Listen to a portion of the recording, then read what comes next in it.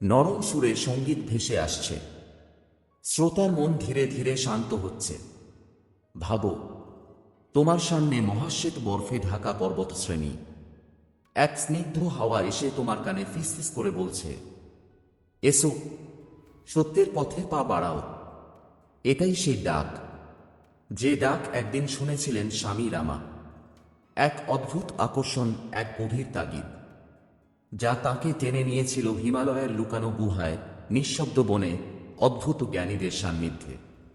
এই বই শুধু গল্প নয়, এটা আত্মার যাত্রা, এক মানুষের মনের অন্ধকার থেকে আলোর দিকে ওঠার পথ। মাস্টারদের সাথে তার দেখা, অলৌকিক অভিজ্ঞতা, ধ্যানের রহস্য, শক্তির নিয়ন্ত্রণ, সবই আছে এক এক করে উন্মোচিত অধ্যায়গুলোতে। আজ আমরা শুরু করছি সেই পথ চলা। তুমি শুধু শোনো, মনটা খুলে দাও।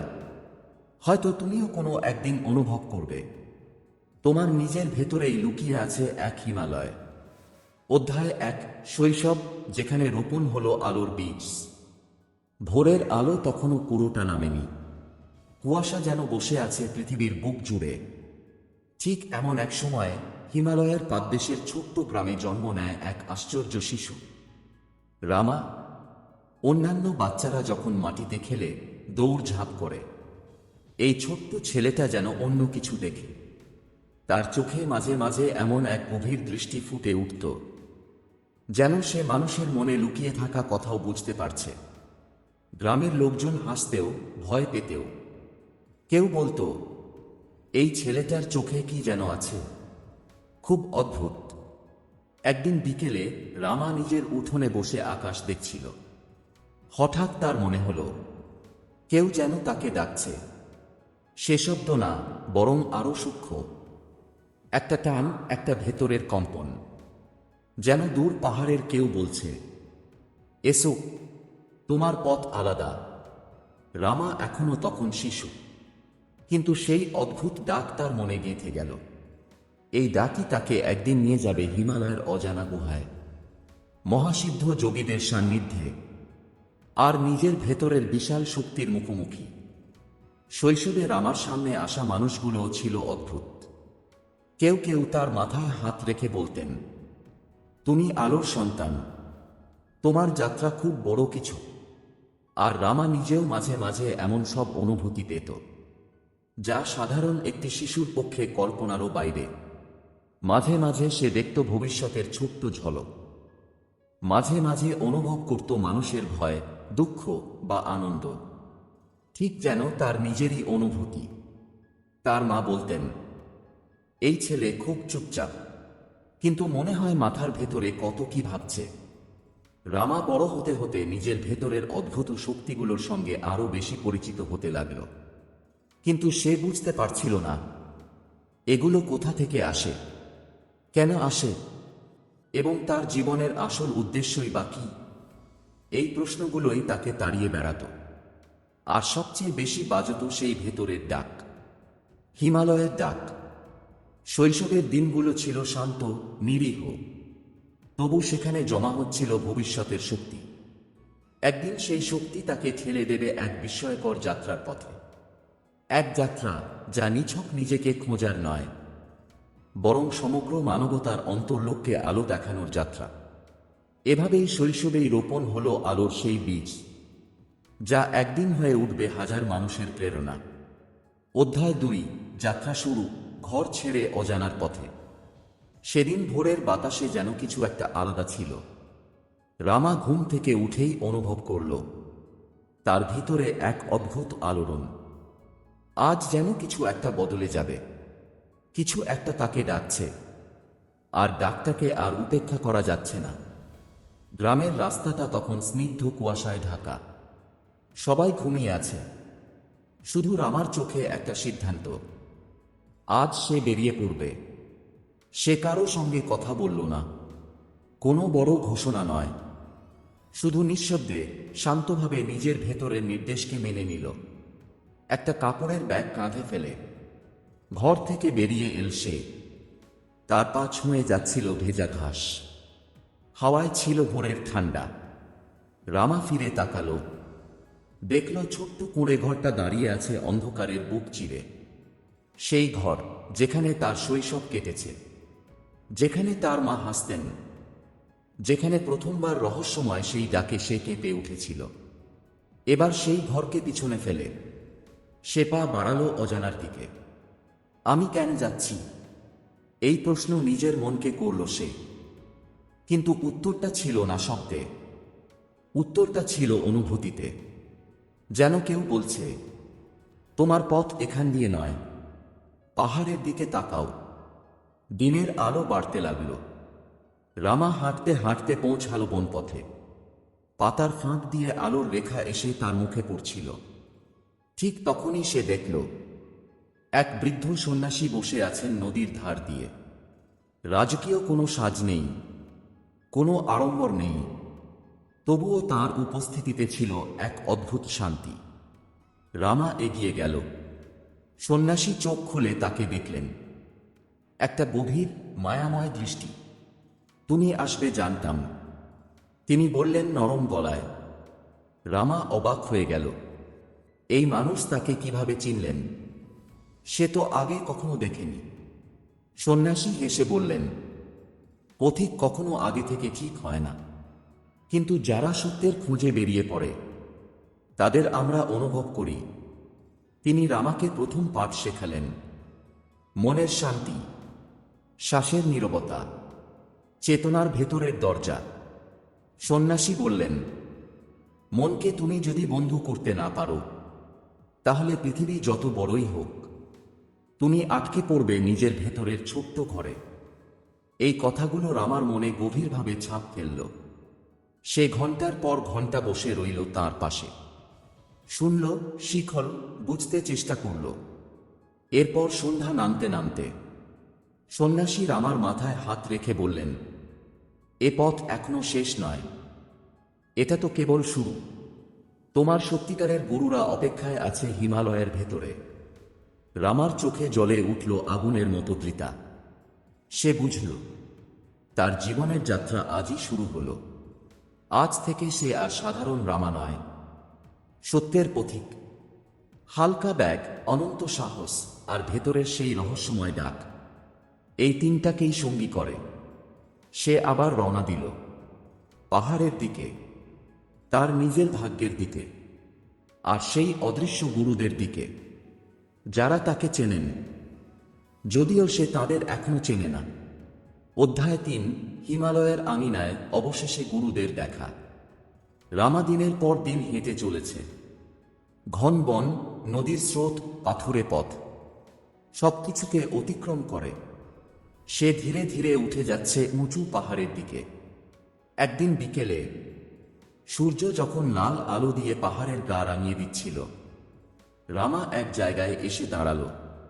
চারদিকে নিস্তব্ধতা, দূরে শুধু বরফ ঢাকা শিখরগুলোর মাথায় সোনালি রং। তার মনে হলো, এখানেই কেউ আছে, কেউ তার জন্য অপেক্ষা করছে।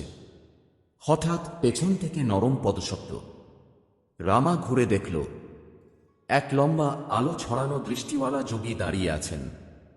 চোখে এমন এক শান্তি, যেন জীবনের সব রহস্য তিনি দেখেছেন।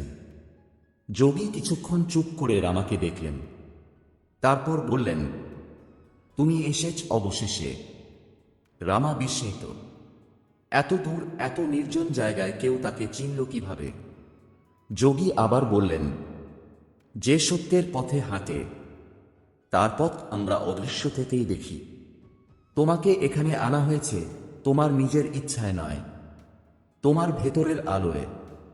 তিনি রামাকে নিয়ে গেলেন পাহাড়ের ভেতর লুকানো ছোট্ট গুহায়। ভেতরে ঢুকতেই রামা দেখল আরো কয়েকজন সাধক বসে আছেন।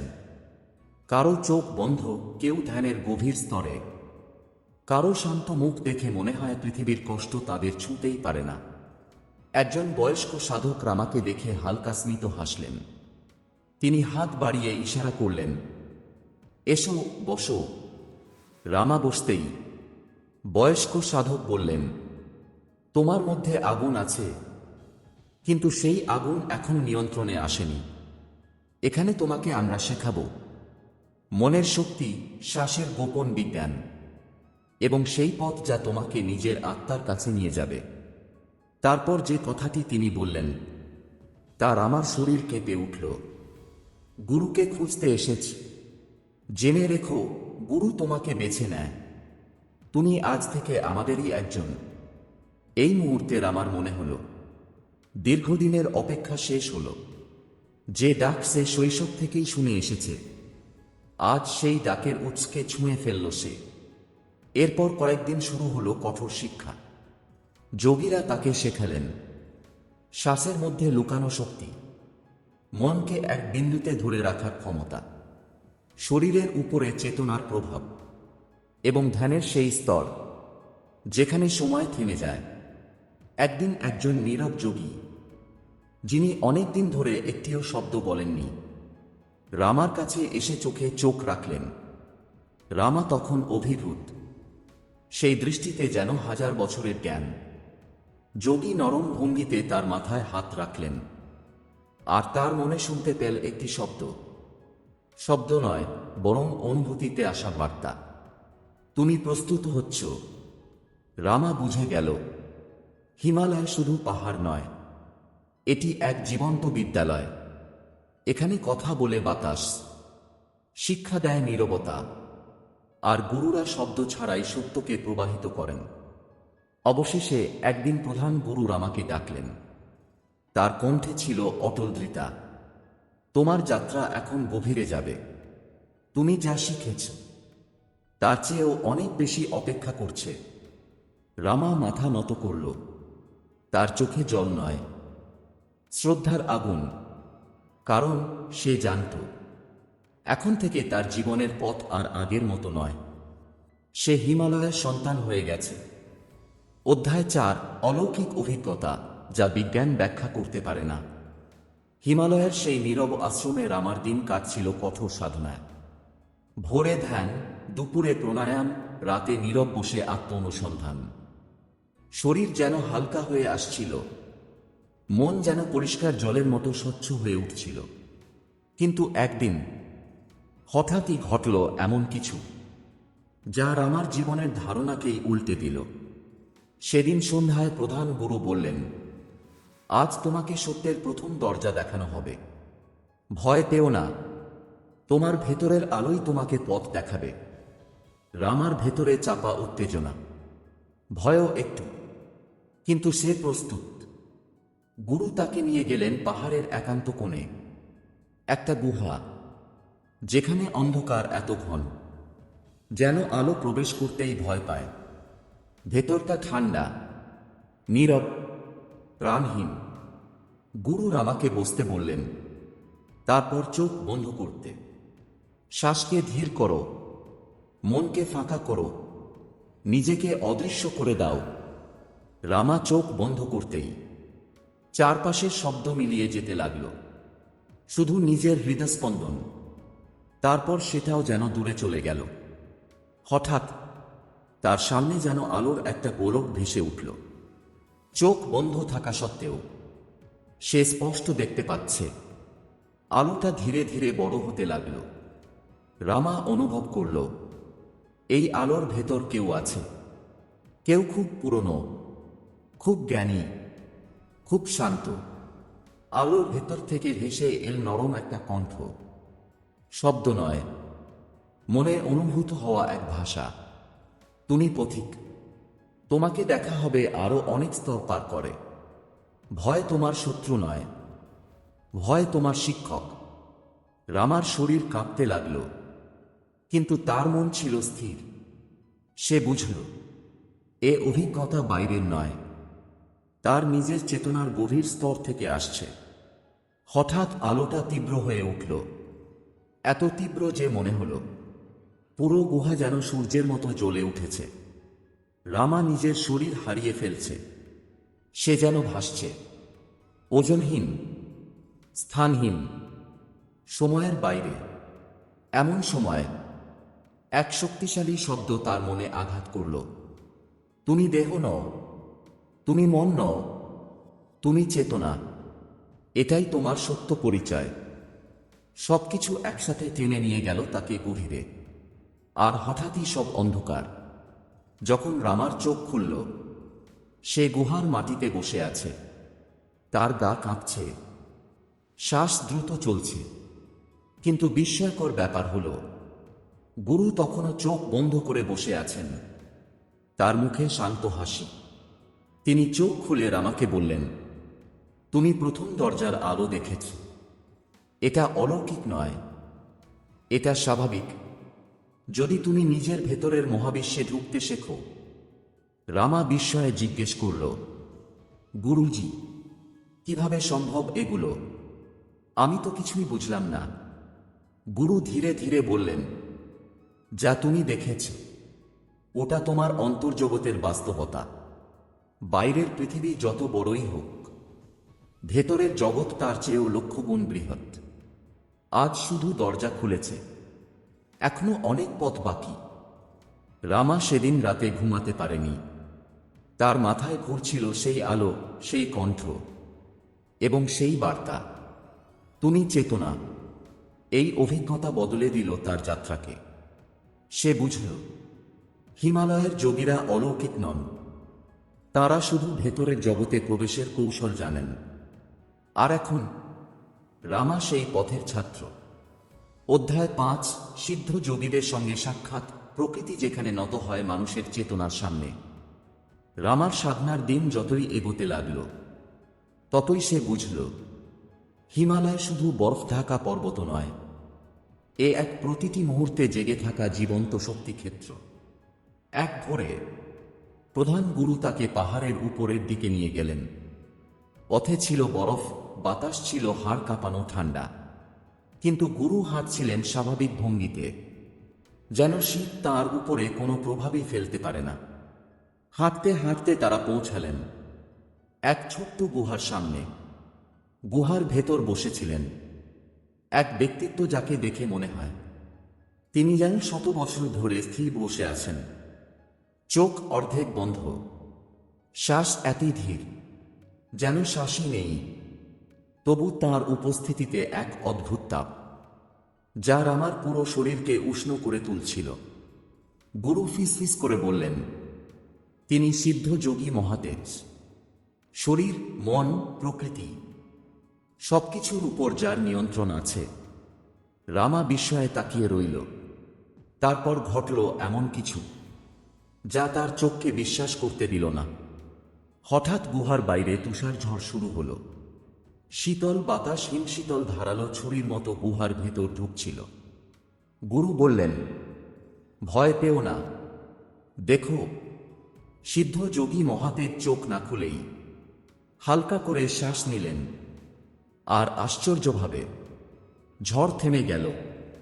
হ্যাঁ, তুষারপাত, শীতের বাতাস, প্রকৃতির সব তাণ্ডব এক মুহূর্তে থেমে গেল তার মনের একটিমাত্র শান্ত নিঃশ্বাসের সামনে। রামা অনুভব করল, এমন ক্ষমতা কোনো জাদু নয়, এ হল চেতনার সেই উচ্চ স্তর, যেখানে মানুষ প্রকৃতির সঙ্গে যুদ্ধ না করে, প্রকৃতির সঙ্গে একাকার হয়ে যায়। সিদ্ধ যোগী ধীরে ধীরে চোখ খুললেন। তার দৃষ্টিতে ছিল আলো, যে আলো ভয়ে দেখায় না, বরং মনকে নত করে দেয়।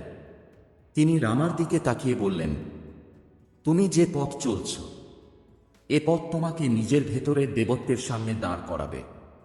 কিন্তু মনে রেখো, শক্তি কোনোদিনই তোমার গন্তব্য নয়। তোমার লক্ষ্য একটাই, চেতনার জাগরণ। এই কথাগুলো রামার হৃদয়ে ছাপ ফেলে গেল। সে বুঝল, হিমালয় তাকে শুধু শক্তি দেখাতে নয়, নিজের ভেতরের গভীর সত্য শেখাতে ডেকেছে।